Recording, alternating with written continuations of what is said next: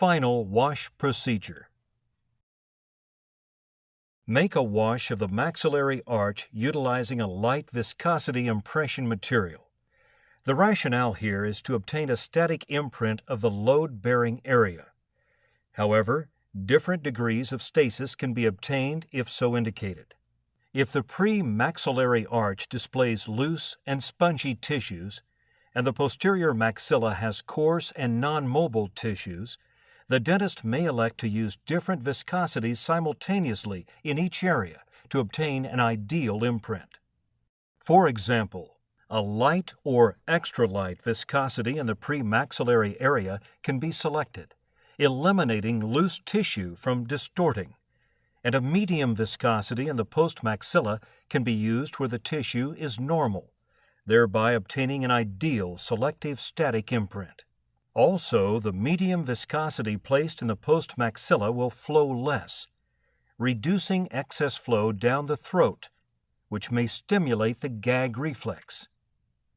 In any case, using a lighter viscosity is generally indicated for load-bearing tissue areas, whereas a heavier viscosity is indicated for the peripheral borders. As viewed here, a light viscosity is placed in the premaxillary area, and a medium viscosity is placed in the postmaxillary area. Seat the impression until appropriate tactile resistance is felt. Repeat the border molding procedure. 1. Anterior frenum. 2. Anterior vestibular sulcus. 3. Buccal frenum and vestibular sulcus. 4. Post-zygomatic vestibular sulcus and hamular frenum. And 5. The functional hard and soft palatal zone. Remove the impression and evaluate the detail.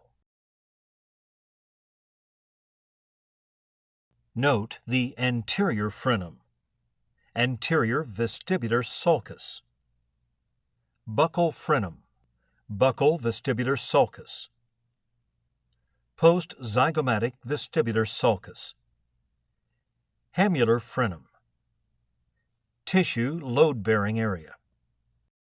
Note, the demarcation of the post-palatal zone is well defined.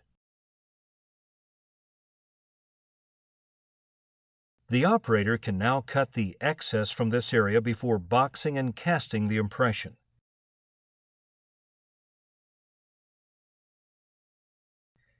Note the detail of the final maxillary impression.